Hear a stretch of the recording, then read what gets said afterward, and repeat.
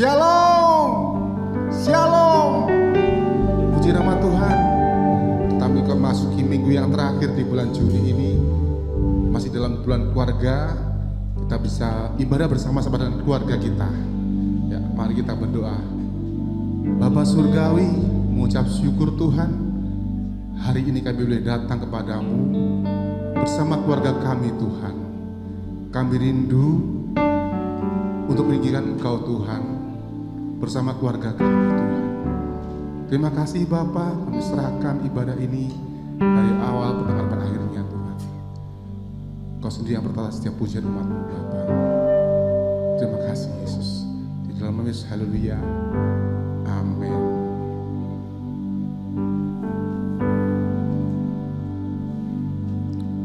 Bersama keluargaku melayani Tuhan, bersatu selamanya mengasihi Engkau. Tiada yang dapat melebihi kasih-Mu ya Tuhan.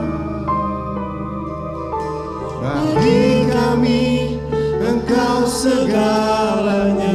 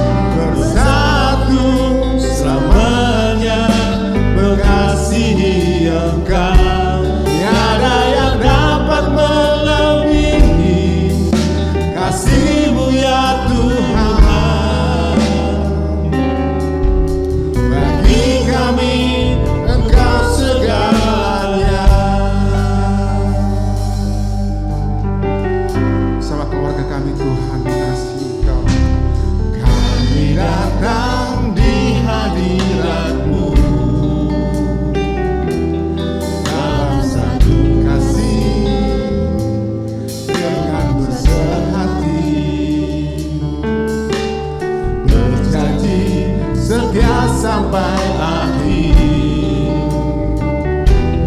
mengasihi-Mu Yesus. Bersama keluargaku melayani Tuhan, bersatu selamanya mengasihi Engkau. Tiada yang dapat melebihi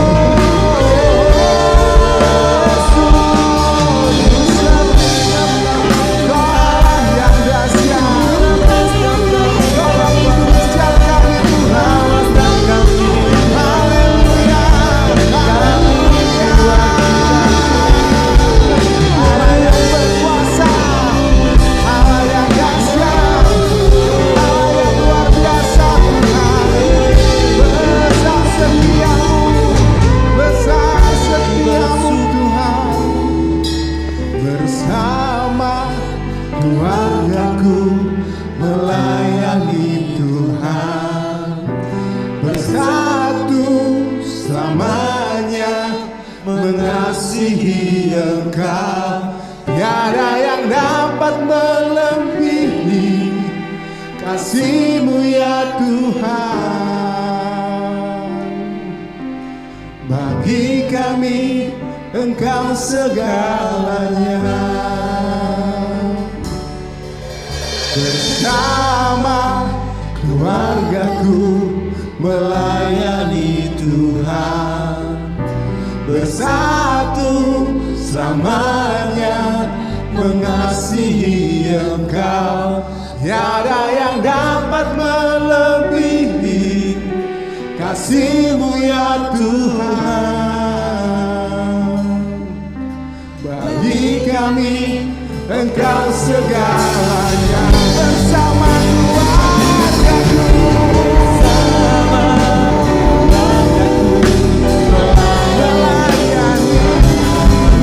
bersatu selamanya mengasihi Tuhan, tiada yang dapat melebihi kasih-Mu ya Tuhan.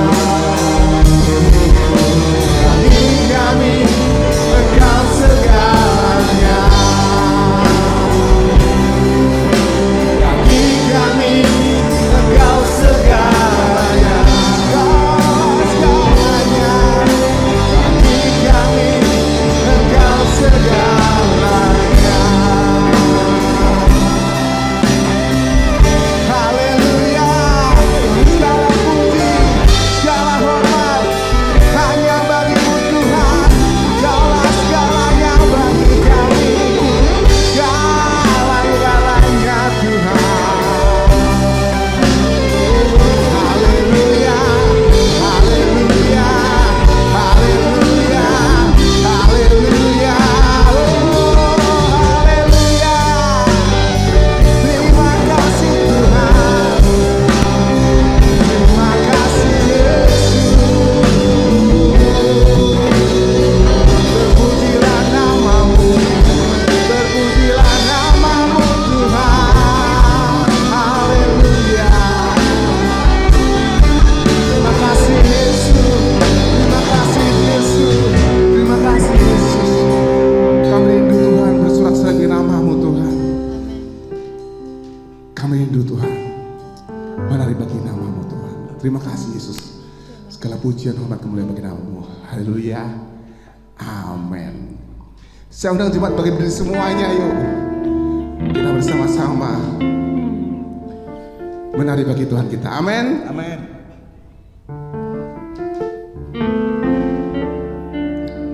Urapan di kepala harum, yang kejanggu dan jubahnya turun seperti embun yang dari Hermon mengalir ke bukit Sion.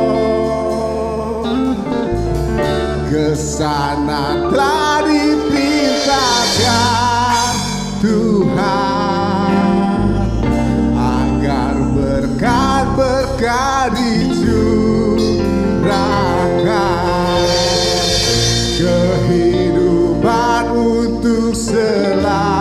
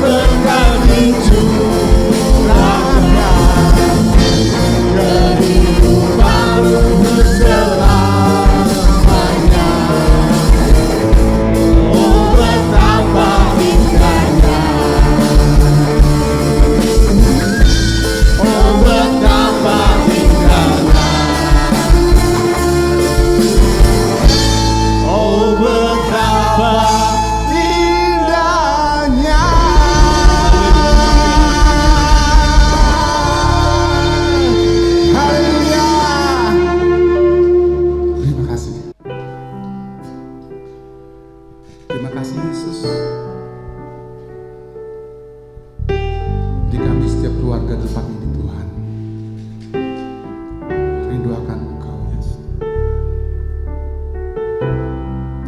Rindukan kasih-Mu, akan pelukan-Mu Tuhan. Kiranya Engkau yang melindungi kami, yang menyinari kami dengan wajah-Mu Tuhan. Kiranya Tuhan berkenan memberkati rumah keluargaku. Apa yang telah Tuhan berkati, diberkatilah untuk selamanya. Sebab Tuhan melindungi, Tuhan menyinari dengan wajah-Nya, memberi kasih karunia, damai sejahtera. Tuhan Yesus berkati. Terima kasih Yesus. Kiranya Tuhan berkenan memberkati rumah keluargaku. Apa yang telah Tuhan berkati, diberkatilah untuk selamanya. Sebab Tuhan melindungi, Tuhan menyinari dengan wajah-Nya, memberi kasih karunia, damai sejahtera. Tuhan Yesus berkati. Sebab Tuhan melindungi, Tuhan menyinari dengan wajah-Nya,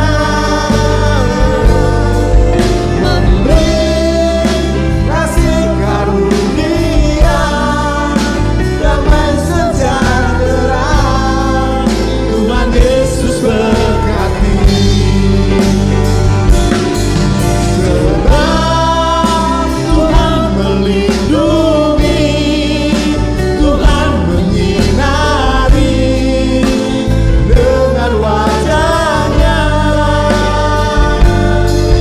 memberi kasih karunia, damai sejahtera. Tuhan Yesus berkati.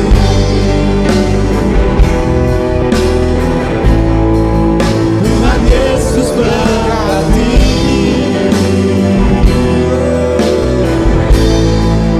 Tuhan Yesus berkati.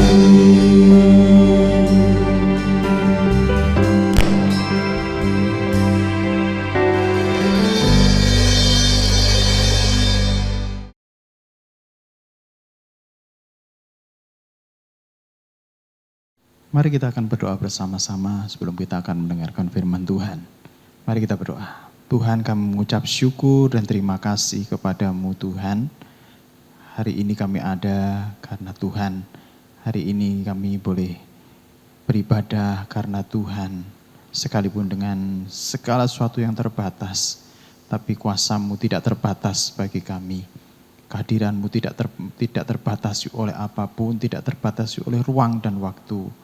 Menjamah kami semuanya, memberkati kami semuanya. Urapi hamba-Mu yang akan menyampaikan firman-Mu, biarlah firman-Mu memberkati kami semuanya.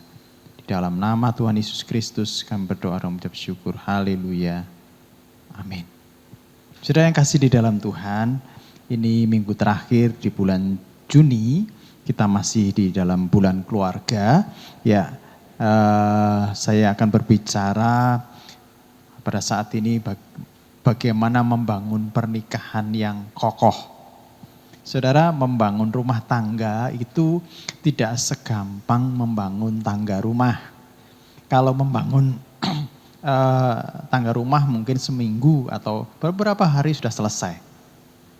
Seminggu mungkin sudah selesai, berikut ornamen-ornamennya sudah selesai. Tetapi membangun rumah tangga itu berlangsung seumur hidup. Seperti janji pernikahan kita. Janji pernikahan saudara-saudara dan saya, sampai maut memisahkan, itu batasnya.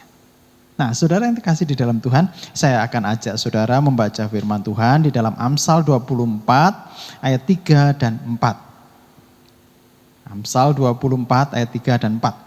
Dengan hikmat rumah didirikan, dengan kepandaian itu ditegakkan, dengan pengertian kamar-kamar diisi dengan bermacam-macam harta benda yang berharga dan menarik.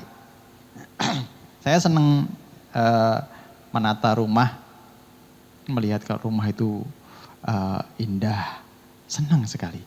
Tapi bagaimana cara menatanya? Tidak bisa kita dengan sembarangan menatanya, tidak bisa kita dengan sembarangan tanpa tema, terus kemudian ditata. Tidak bisa, tetapi menata rumah itu harus di-planning dulu, harus diatur, direncanakan dulu mau dibentuk apa, mau dibentuk minimalis atau mau dibentuk ya mediterran, itu banyak. Saudara bisa googling, saudara lihat, terus nanti ditentukan parabotnya. Jadi kalau saudara membangun rumah yang baru, saudara tentukan dulu nanti bagaimana akan dibuat rumah itu dan mengarah bagaimana perabotan-perabotan yang harus dibeli, bagaimana jangan cuma semua pokoknya yang ingin dibeli. Nanti rumah itu jadi kacau. Meskipun banyak perabot tapi tidak bertema. Orang ketika orang masuk di dalam rumah itu merasa gelisah, merasa nggak enak, nggak nyaman. Tetapi rumah yang didesain secara demikian rupa, maka orang yang masuk kelihatan enak, nyaman, semua perabotannya matching dan lain sebagainya. Sekalipun sederhana, tapi membawa kesan yang sangat indah. Nah, perabotannya oke, terus semuanya oke, tapi kalau rumahnya tidak kokoh, sia-sia semuanya membangun, maka harus dibangun yang kokoh dulu. Nah, saudara, Amsal 24 ayat 3 dan 4 tadi berbicara dengan hikmat rumah itu didirikan. Dengan hikmat rumah didirikan, dengan kepandaian rumah itu ditegakkan, dengan pengertian rumah itu diisi. Kalau saya boleh katakan ini adalah rumah yang komplit. Nah, saudara yang kasih di dalam Tuhan, perencanaan tentang rumah tangga itu harus matang. Perencanaan rumah tangga itu tidak boleh asal-asalan. Menikah itu tidak boleh asal-asalan. Harus direncanakan dengan benar. Harus di-planning dengan benar. Nah, bagaimana kalau sudah menikah? Ya tidak boleh memplanning lagi dong. Ya, tidak boleh memplanning lagi. Tapi bagaimana pernikahan saudara ditata kembali atas dasar seperti yang Kristus inginkan. Saudara, ada 3 hal di sini yang dibutuhkan di dalam membangun pernikahan yang kokoh. Yang pertama adalah hikmat. Mari katakan sama-sama hikmat. Hikmat itu dari bahasa Ibrani kokmah, yang artinya itu adalah bijaksana. Bijaksana di dalam skill, di dalam keahlian. Bijaksana di dalam mengatur administrasi, piawai di dalam segala hal, itu namanya kokmah, hikmah. Nah, bijaksana juga bijaksana di dalam pengaturan secara religius, kerohanian kita. Nah, saudara, dari mana hikmat ini diperoleh? Hikmat itu diperoleh dari takut akan Tuhan terlebih dahulu. Kalau orang tidak takut akan Tuhan, maka tidak akan memperoleh hikmah. Siang tadi saya berbicara dengan seorang teman saya. Kenapa ya? Iblis itu tidak menggoda Adam, tapi Hawa yang didatangi. Karena Adam ini adalah gambaran total Tuhan itu ada pada diri Adam. Pinternya sudah nggak bisa dikatakan lagi. Dia ahli di dalam cuaca, dia ahli di dalam fisika, semuanya tahu semuanya sampai menamakan semuanya binatang-binatang itu dia. Keilahiannya ada, hikmatnya ada, itu dari Tuhan, kopiannya Tuhan plek Adam. Dan kelengkapannya ada pada Hawa. Jadi Adam dan Hawa ini kalau nyatu, kokoh, sudah tidak bisa diganggu lagi sudah. Oh iya, saya berpikiran betul. Kalau suami istri bersatu, maka kokoh. Iblis pun tidak bisa mengganggu. Nah, bagaimana cara membangun rumah tangga yang kokoh? Yang pertama harus dengan hikmat. Di mana kita perlu hikmat? Takut akan Tuhan, karena hikmat itu dari Tuhan. Hikmat itu berasal dari atas. Ya, membangun pernikahan yang kokoh perlu pondasi yang kuat. Pondasi yang bagaimana? Pondasi seperti di dalam Matius 7 ayat 24 sampai 25 dikatakan orang yang bijaksana itu membangun rumahnya di atas batu, bukan di atas pasir. Batu itu berbicara yang kokoh. Ya, pondasi batu itu pondasi yang kokoh. Tapi kalau pondasi pasir ya didirikan begitu saja, namanya pasir itu gampang goyah. Kokoh itu berarti pengertian yang benar, bukan berdasarkan perasaan. Jadi membangun rumah tangga itu tidak cukup hanya cinta, tapi pengertian yang benar. Pengertian yang benar. Nah, bagaimana caranya membangun di atas batu? Firman Tuhan di dalam Matius 7 ayat 24 sampai 25 itu mengatakan membangun di atas batu itu seperti orang yang mendengar firman lalu melakukannya. Berbeda dengan orang yang membangun di atas pasir, itu mendengar tapi tidak melakukannya. Nah, di sini saudara, orang yang mendengar dan melakukan itu akan mendapatkan hikmat dari Tuhan. Sehingga dia membangun rumahnya itu di atas batu yang kokoh. Nah, saudara, perlu didasari oleh aspek takut akan Tuhan. Anak-anak, jika kamu menikah nanti, kamu pilih mana? Ganteng, takut akan Tuhan? Kok ganteng takut akan Tuhan? Pasti itu ya. Ganteng tapi tidak takut akan Tuhan, atau cantik tidak takut akan Tuhan, atau takut akan Tuhan, tidak ganteng atau tidak cantik. Pilih yang mana? Ya, pengennya yang pilih ganteng takut akan Tuhan, cantik juga takut akan Tuhan. Jadi ada kegantengan dari dalam, ada kecantikan dari dalam. Anak-anak muda, jangan salah pilih ini. Ketika hidupmu salah pilih, maka hancurlah rumah tanggamu nanti. Ya, memilih teman hidup itu jangan asal-asalan. Karena teman hidup namanya teman hidup, teman untuk hidup. Hidupmu itu mulai dari separuh umur hidupmu itu berdampingan dengan temanmu itu. Yaitu teman hidup tadi. Jadi jangan salah pilih. Pilihlah yang takut akan Tuhan. Plus ganteng dan cantik. Minta hikmat kepada Tuhan. Minta hikmat kepada Tuhan. Nah, saudara,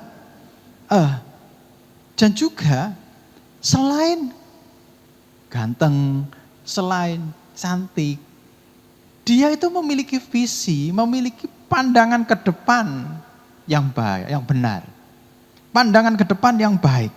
Saudara, di dalam bimbingan pranikah yang saya lakukan, saya selalu begini, memberikan PR kepada yang mau menikah itu. Kamu tulis visi misinya.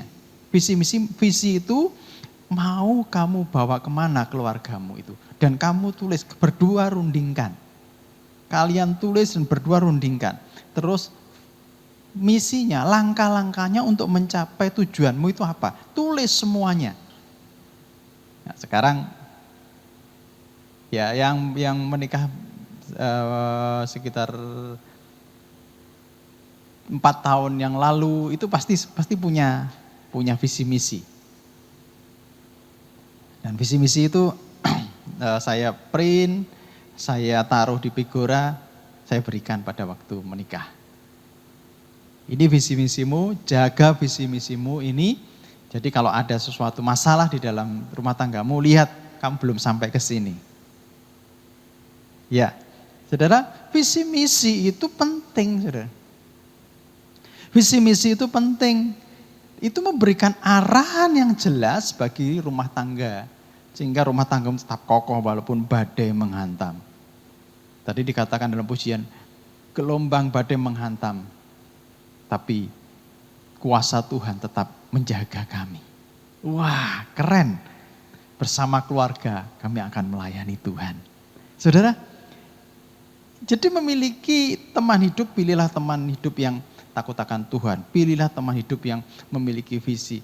Terus juga gini, ungkapan bibit bebet bobot itu juga ada betulnya. Kenapa? Saudara lihat, Timotius seperti minggu-minggu yang lalu sudah saya beritakan, Timotius itu hasil produk neneknya. Neneknya yaitu namanya Lois. Lois mendidik Eunike, anaknya itu takut akan Tuhan. Eunike mendidik anaknya itu takut akan Tuhan. Padahal ini keluarga yang suaminya tidak takut akan Tuhan. Suaminya tidak percaya Tuhan, tapi menghasilkan keluarga yang takut akan Tuhan. Bibitnya Timotius, benar. Anak-anak muda, saya mau berbicara ketika engkau memilih pasangan hidup. Kenali dulu. Sampai kepada apa? Jangan cuma sampai kepada orang tuanya, sampai kepada kakek neneknya. Kalau bisa sampai kepada kakek neneknya, kenali itu. Soalnya kakek neneknya itu juga berpengaruh membangun keluarga yang kokoh bagi anak-anaknya. Dan anaknya adalah calon suami atau istrimu itu. Kalau itu benar, dah doakan, biarlah karya Tuhan bekerja. Ya. Nah, kalau suami itu takut akan Tuhan, maka janji-janji Tuhan itu tergenapi. Coba lihat, apa sih janji suami yang takut akan Tuhan? Mazmur 128. Mazmur 128 ayat yang ke-1 sampai ke-3. Ya, ini berkat atas rumah tangga judulnya. Nyanyian ziarah, berbahagialah setiap orang yang takut akan Tuhan. Setiap orang, itu suami dan istri, ya, semua orang. Yang takut akan Tuhan, yang hidup menurut jalan yang ditunjukkan. Ini berbagai orang setiap orang yang takut akan Tuhan. Ini dalam hal ini suami, ya. Berbagai orang suami yang takut akan Tuhan. Yang hidup menurut jalan yang ditunjukkannya. Apabila engkau memakan hasil jerih payah tanganmu, berbahagialah engkau dan baiklah keadaanmu. Istrimu akan menjadi seperti pohon anggur yang subur di dalam rumahmu, anak-anakmu seperti tunas pohon zaitun di sekeliling mejamu. Nah, kenapa saya katakan di sini suami, walaupun tidak dikatakan suami, berbahagialah orang, setiap orang, karena di sini ada istrinya. Ayat 3 itu. Jadi ini berbicara masalah suami. Suami yang takut akan Tuhan di ayat yang pertama itu hidupnya berbahagia. Jadi kalau suami takut akan Tuhan, pasti janji ini pasti tergenapi. Hidupmu bakal bahagia. Anak-anak perempuan, kalau engkau cari suami, pilihlah suami yang takut akan Tuhan. Maka engkau ikut bahagia juga. Sebab suamimu takut akan Tuhan. Yang kedua, dia bahkan baik keadaannya. Ketika memakan jerih payah tangannya, dia baik keadaannya. Ketika bekerja, hasilnya itu membuat keadaannya baik, sehat. Jadi orang yang takut akan Tuhan gak akan korupsi. Orang yang takut akan Tuhan selalu menghasilkan sesuatu yang dari jerih payah tangannya. Dan Tuhan yang memberkatinya. Sehingga ketika dimakan, sehat, baik keadaannya. Itu ayat 2. Yang ayat yang ketiga, istrimu akan seperti pohon anggur yang subur di dalam rumahmu. Istrimu seperti pohon anggur yang subur. Anggur yang subur itu anggur yang menghasilkan buah-buah yang sangat banyak. Dan anggur ini berbicara sesuatu yang menyenangkan. Sesuatu yang menyenangkan. Di Israel pohon anggur ini selalu ada di dalam pernikahan karena ungkapan bahagia. Sesuatu yang menyenangkan. Nah, istrimu kalau engkau takut akan Tuhan, istrimu akan menjadi istri yang menyenangkan di rumahmu. Kalau suaminya takut akan Tuhan, istrinya pasti menghormati suami. Istrinya pasti takut akan Tuhan juga. Dan istrinya menyenangkan suaminya. Nah, istrinya menggembirakan suaminya. Karena dia juga takut akan Tuhan dan dia tahu bagaimana cara menghargai suami, maka suaminya juga senang. Dan anak-anakmu seperti tunas, ya. Anak-anakmu seperti tunas pohon zaitun di sekeliling mejamu. Tunas pohon zaitun itu digambarkan di sini, itu pohon zaitun itu banyak sekali dan tunasnya banyak, pohonnya banyak sekali. Pohon zaitun ini pohon yang terkenal dengan pohon yang kuat, yang umurnya itu panjang dan juga hasil yang dihasilkan itu bermanfaat semuanya, pohon zaitun itu. Anak-anakmu akan panjang umur. Amin. Anak-anakmu akan kuat. Anak-anakmu akan bermanfaat. Ini suami-suami yang takut akan Tuhan berkatnya seperti ini. Itu yang pertama ya, diperlukan hikmat. Hikmat itu berasal dari mana? Takut akan Tuhan. Yang kedua saudara, kepandaian. Kepandaian ini berasal dari kata tabun. Jadi dengan kepandaian rumah itu ditegakkan. Kepandaian itu berasal dari tabun yang artinya gini, pengertian. Yang artinya mempunyai wawasan yang luas. Saudara, hidup pernikahan tidak cukup dengan cinta, tapi punya wawasan yang luas. Saudara harus smart, saudara harus memiliki sikap yang pinter. Bagaimana seseorang pinter? Tidak ada kata lain seorang yang pinter itu harus ini. Kalau orang mau pinter, harus mau belajar. Setuju? Jadi yang pertama, kembangkan rasa mau belajar. Kalau tidak belajar, maka tidak akan pinter. Maka rumah tangga tidak akan kokoh. Saudara, di dalam bimbingan pranikah yang selalu saya kerjakan ketika seorang mau menikah, itu gini, bahannya cukup banyak. Ada 11 bab, bahkan 12 sekarang. 12 itu minimal 3 bulan. Dulu ada seorang yang gini, Pak gak bisa 2 hari, 2 kali pertemuan aja. Memangnya cukup 2 kali pertemuan untuk mendampingi, untuk membekali hidupmu selama separuh umur hidupmu. Cukupkah hanya dengan waktu 2 hari atau 2 pertemuan? Ikuti aja. Setelah ngikuti saya ajak bincang-bincang, saya bimbing. Terus kemudian, Pak kapan lagi Pak? Ya seminggu lagi, terus begitu, kapan lagi? Bisa tambah lagi enggak? Kamu kok ketagihan? Nah mulai keinginan, ini sikap yang benar. Keinginan mau belajar. Ini akan jadi bekal hidupmu. Akan memiliki pernikahan yang kokoh. Ingat bimbingan pranikah itu. Di kami tidak hanya bimbingan pranikah, ada 2 hal. Bimbingan pranikah sama bimbingan post nikah, sebelum nikah dan sesudah nikah. Setelah nikah saya akan dampingi Ada masalah, pasti ada masalah. Ya, ya saudara, perlu adanya kerjasama yang untuk kepandaian ini perlu adanya kerjasama, teamwork. Suami istri itu teamwork. Pernikahan yang kokoh itu tidak terjadi secara otomatis. Pernikahan yang kokoh itu belajar, saudara. Belajar banyak yang perlu diketahui, banyak yang perlu diupayakan.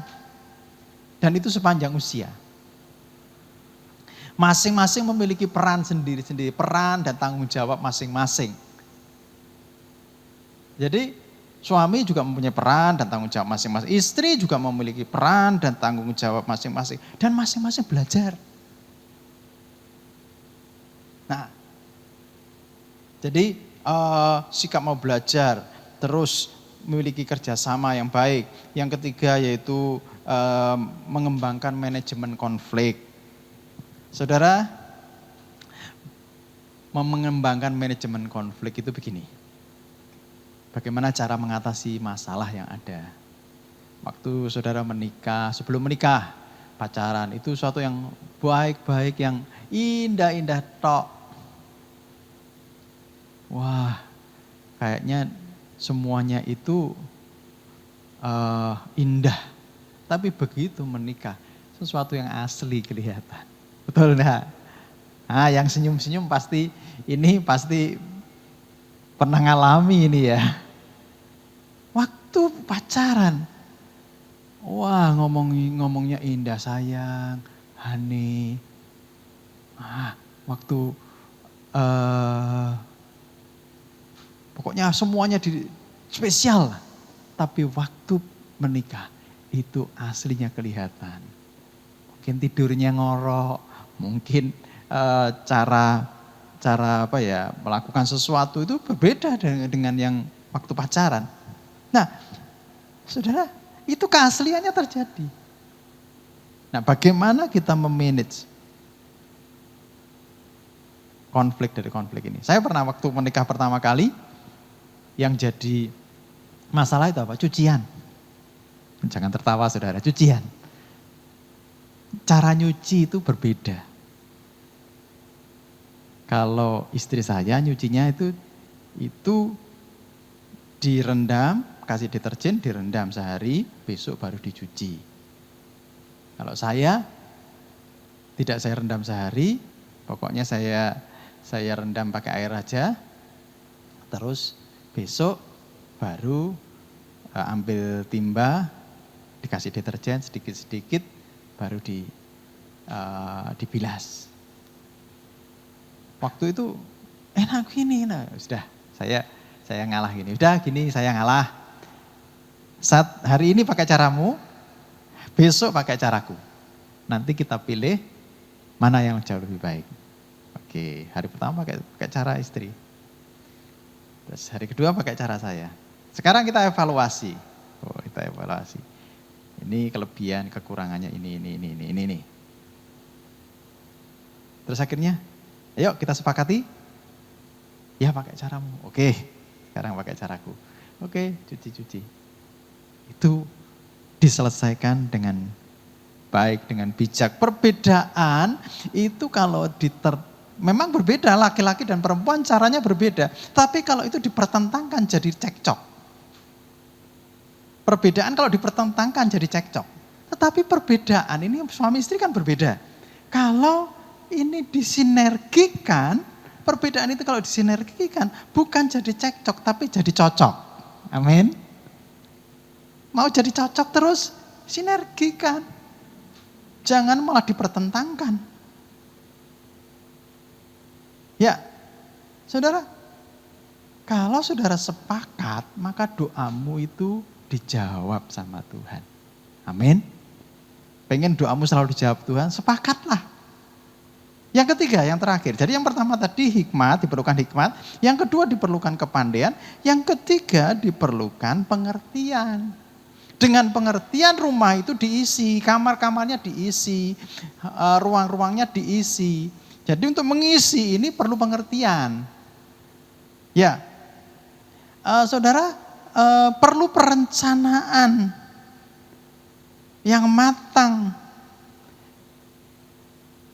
Perlu suatu bagaimana kalau ini ditambah ini, tambah ornamen ini perlu. Tema itu gini, mau dibawa kemana keluarga ini? Visi misi, kembali ke visi misi lagi. Nah saudara, perencanaan, kalau yang membuat rencana itu satu orang, itu gampang. Tapi bagaimana yang membuat rencana ini dua orang? Pasti ada namanya pertentangan. Aku maunya gini. Loh, aku maunya rumah ini warnanya grey, warnanya abu-abu. Enggak, aku suka biru. Abu-abu, biru. Nah, tanpa dibicarakan dengan bijak. Saudara, mengisi rumah itu harus diberikan pengertian yang kuat. Nah, bila suami istri ini berpendirian pada pendiriannya tanpa pengertian, hancurlah. Perkara kecil itu jadi penyebab hancur.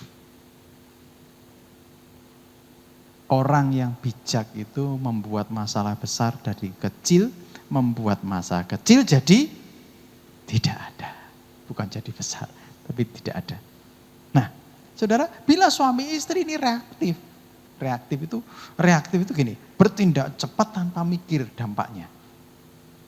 Maka hancur. Maunya sendiri, ini hancur. Tapi yang dikendaki Tuhan adalah sifatnya responsif. Responsif itu selalu gini, waktu bertindak, berdoa, dipikirkan berdoa, terus mulai menentukan keputusannya dengan matang. Pasti rumah tanggamu kokoh.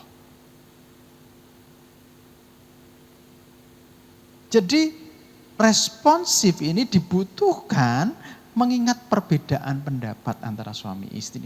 Mengingat cara menangani suami istri itu masalahnya berbeda-beda. Mengingat juga cara memanage keuangan ini berbeda-beda.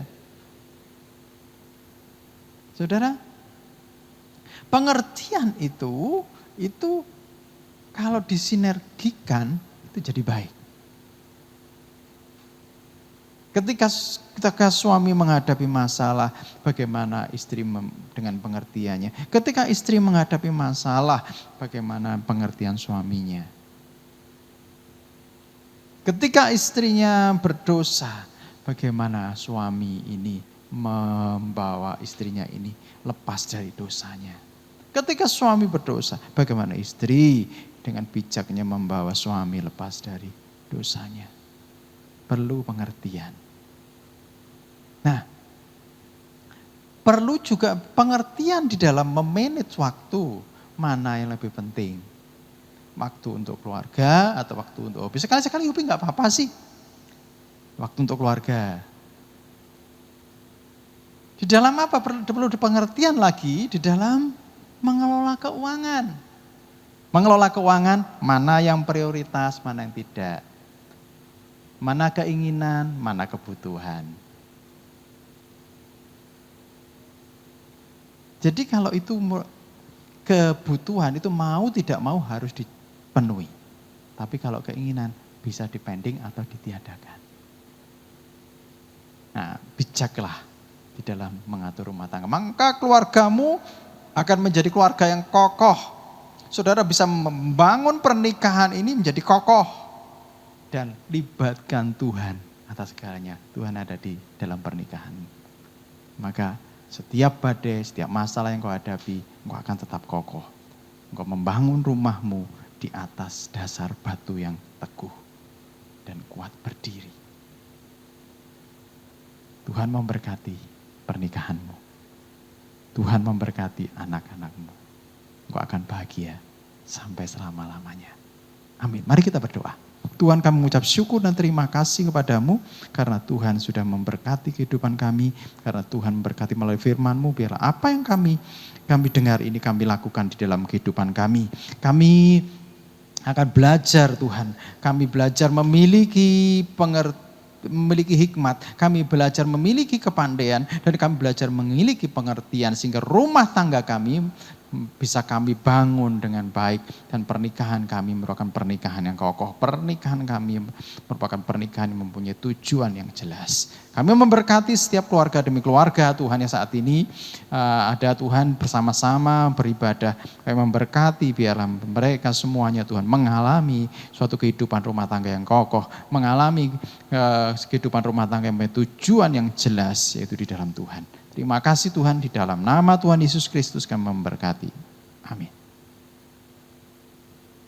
Saudara yang kasih di dalam Tuhan, mari kita akan akhiri ibadah kita pada hari ini. Mari kita berdoa. Bapa, kami mengucap syukur saat ini Tuhan, Kau sudah berbicara melalui firman-Mu, biarlah firman-Mu hidup di dalam diri kami. Pernikahan kami menjadi pernikahan yang kokoh. Kami mempunyai anak-anak yang seperti tunas zaitun, yang benar-benar kuat, benar-benar panjang umur dan berguna. Kami kehidupan istri juga istri yang menyenangkan suaminya, menyenangkan seluruh keluarganya. Terima kasih kiranya berkat rumah tangga turun atas kami semuanya. Saudara-saudara, mari angkat kedua tanganmu, arahkan hatimu kepada Tuhan. Tuhan memberkatimu. Tuhan memberkati hidup pernikahanmu. Kehidupan pernikahanmu akan menjadi kehidupan pernikahan yang kokoh, yang diberkati Tuhan. Yang Tuhan selalu membuat segala sesuatu berhasil di dalam hidupmu. Dan Tuhan membawa anak-anakmu seperti anak-anak di tangan para pahlawan. Tuhan memberkati buah kandunganmu. Tuhan memberkati juga orang-orang yang ada di sekitarmu, yang bekerja di sekitarmu, yang melihat pernikahanmu yang kokoh, dan mereka semuanya akan ikut Tuhan dan percaya kepada Tuhan. Diberkatilah engkau. Kiranya kasih karunia daripada Tuhan Yesus Kristus dan kasih Allah serta persekutuan Roh Kudus menyertai kehidupan mulai hari ini sampai selama-lamanya. Di dalam nama Tuhan Yesus Kristus, semua diberkati Tuhan, mari katakan sama-sama. Amin. Selamat hari Minggu, Tuhan Yesus memberkati. Shalom.